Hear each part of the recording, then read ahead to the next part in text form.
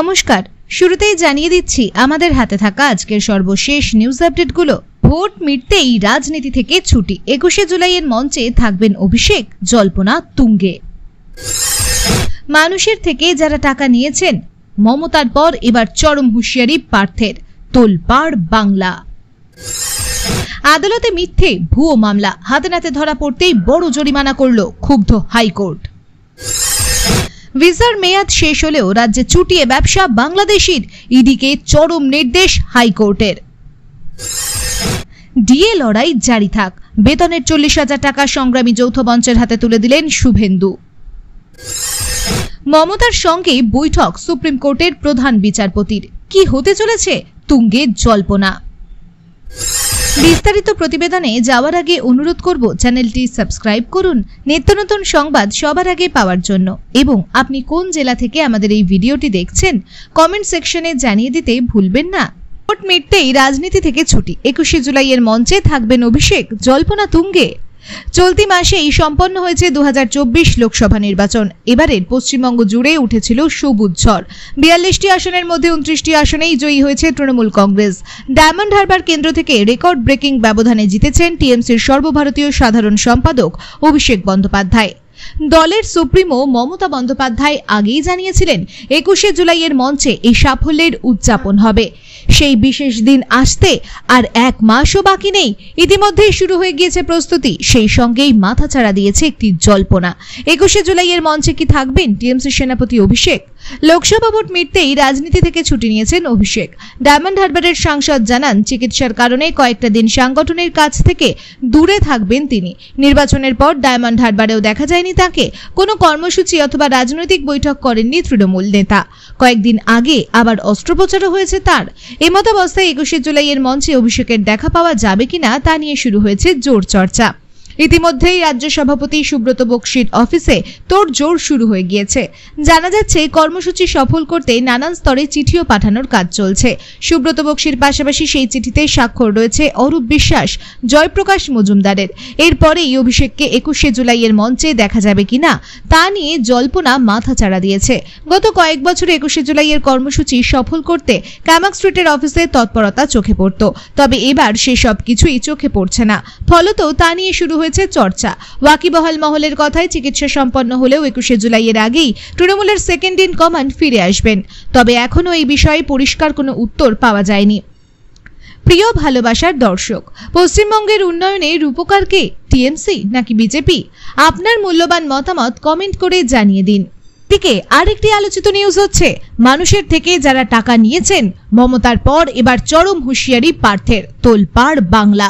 টাকা তোলা নিয়ে সম্প্রতি কড়া বার্তা দিয়েছিলেন রাজ্যের মুখ্যমন্ত্রী তথা তৃণমূল কংগ্রেস সুপ্রিমো মমতা বন্দ্যোপাধ্যায়। নিশানায় ছিলেন দলেরই একাংশ। এবার এই নিয়ে কড়া হুঁশিয়ারি দিলেন ব্যারাকপুরের সাংসদ পার্থ ভৌমিক। রাজ্যের 4টি বিধানসভা আসনে উপনির্বাচন আসন্ন, এর মধ্যে অন্যতম হল বাগদা। সেই আসনে উপনির্বাচনের জন্য কর্মী সভায় গিয়ে দলের কর্মীদের উদ্দেশ্যে টাকা তোলা নিয়ে কড়া বার্তা দেন পার্থ। টিএমসি সূত্রে জানা যাচ্ছে, বাগদার কুরুলিয়ার ওই কর্মী সভায় শুরু থেকেই আক্রমণাত্মক মেজাজে ছিলেন ব্যারাকপুরের তৃণমূল সাংসদ। পার্থ বলেন, মানুষের থেকে যারা টাকা নিয়েছেন তারা রাতের অন্ধকারে মানুষের কাছে গিয়ে পা ধরে ক্ষমা চান। বাড়ি বাড়ি গিয়ে তারা ভোট চাইতে যাবেন না, দূরে ভিড়ের মধ্যে মিশে থাকবেন। আপনাদের এটা শেষ সুযোগ, এবার নিজেদের শুধরে নিন। বাগদা বিধানসভা উপনির্বাচনে মধুপর্ণা ঠাকুরকে দাঁড় করিয়েছে তৃণমূল। এদিন তার সমর্থনে বয়রা পঞ্চায়েত অঞ্চলে দলীয় কর্মী এবং জনপ্রতিনিধিদের নিয়ে বৈঠক করেন পার্থ। সেখানেই দলীয় কর্মীদের একাংশের উদ্দেশ্যে কড়া বার্তা দেন তিনি।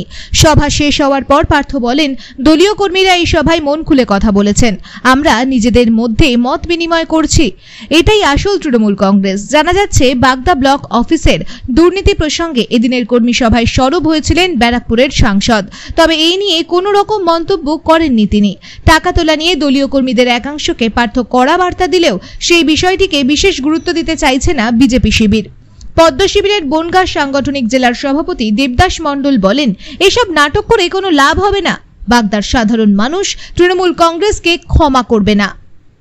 প্রিয় ভালোবাসার দর্শক, এই খবরটি সম্পর্কে আপনার মূল্যবান মতামত কমেন্ট সেকশনে জানিয়ে দিতে ভুলবেন না। অন্যদিকে আরেকটি গুরুত্বপূর্ণ নিউজ হচ্ছে, আদালতে মিথ্যে ভুয়ো মামলা হাতে নাতে ধরা পড়তেই বড় জরিমানা করল ক্ষুব্ধ হাইকোর্ট।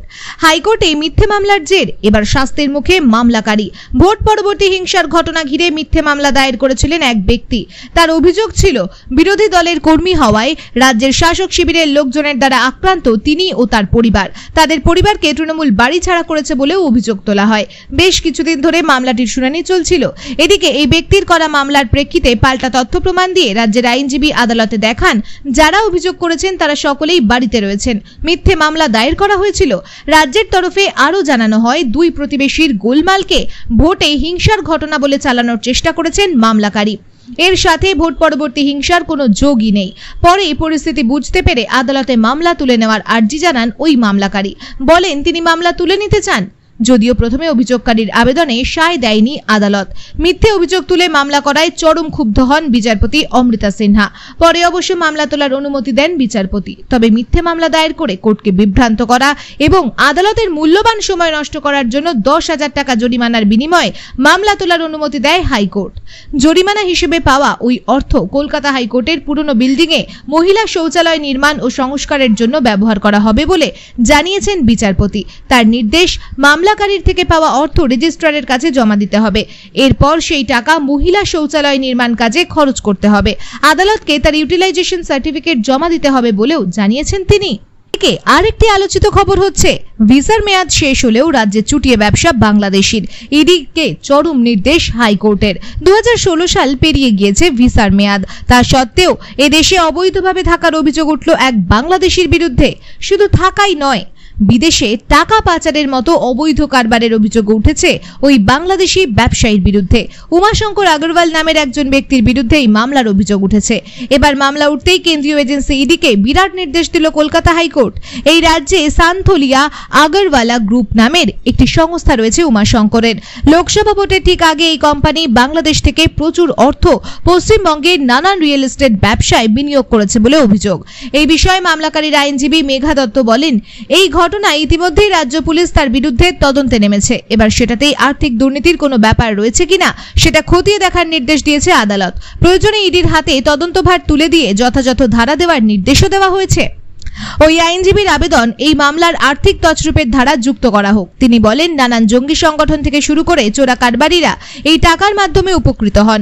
এদিন হাইকোর্টের প্রধান বিচারপতি টি.এস. শিবজ্ঞানাম এবং বিচারপতি হিরণময় ভট্টাচার্যের ডিভিশন বেঞ্চ উমাশঙ্করের বিরুদ্ধে প্রিভেনশন অফ মানি লন্ডারিং অ্যাক্টের ধারা যোগ করে ইডির হাতে তদন্তভার তুলে দেওয়ার নির্দেশ দিয়েছে। ওই বাংলাদেশি ব্যবসায়ীর বিরুদ্ধে কলকাতা পুলিশের তরফ থেকে আগেই শতপ্রণোদিত এফআইআর দায়ের করে তদন্ত শুরু করে দেওয়া হয়েছিল।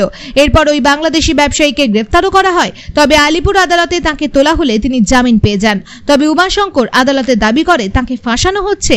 ইতিমধ্যে পুলিশ জামিন খারিজের দাবিতে হাইকোর্টের আরেকটি বেঞ্চে আর্জি জানিয়েছে। আগামী মাসে তথা জুলাই মাসে ওই মামলার শুনানি আছে। হাইকোর্ট সূত্রে খবর, উমাশঙ্কর নামের ওই ব্যক্তির বাংলাদেশি পাসপোর্ট রয়েছে। 8 বছর আগেই ওনার ভিসার মেয়াদ উত্তীর্ণ হয়ে গিয়েছে। এরপর থেকে অবৈধভাবে এদেশে রয়েছেন তিনি। কিভাবে রয়েছেন তা নিয়ে উঠছে প্রশ্ন। তদন্তকারীদের অনুমান, আত্মীয় পরিজনদের সাহায্যে প্রচুর টাকা বিদেশে পাচার করেছেন উমাশঙ্কর। এমনকি একাধিকবার ঠিকানাও বদল করেছেন তিনি। এবার আগামী জুলাই মাসে উমাশঙ্করের জামিন খারিজের মামলায় হাইকোর্ট কি নির্দেশ দেয় সেটাই এখন দেখার। আরেকটি নিউজ হচ্ছে, ডিএ লড়াই জারি থাক। বেতনের 40,000 টাকা সংগ্রামী যৌথ মঞ্চের হাতে তুলে দিলেন শুভেন্দু। মহার্ঘ ভাতা নিয়ে এই রাজ্যে দীর্ঘদিন ধরে টানাপোড়েন চলছে। কেন্দ্রীয় হারে মহার্ঘ ভাতা দেওয়া থেকে শুরু করে বকেয়া ডিএ মেটানো, একাধিক দাবিতে সরব হয়েছেন রাজ্য সরকারি কর্মীদের একাংশ। সেই জল গড়িয়েছে সুপ্রিম কোর্ট অবধি। এবার ডিএ আন্দোলনকারী সংগ্রামী যৌথ মঞ্চের পাশে দাঁড়িয়ে মুখ্যমন্ত্রীর কাছে বিশেষ আর্জি জানালেন রাজ্যের বিরোধী দলনেতা শুভেন্দু অধিকারী। সম্প্রতি বিধায়কদের বেতন বৃদ্ধি হয়েছে। নন্দীগ্রামের বিজেপি বিধায়ক তথা রাজ্যের বিরোধী দলনেতা শুভেন্দুর 40,000 টাকা বেতন বেড়েছে।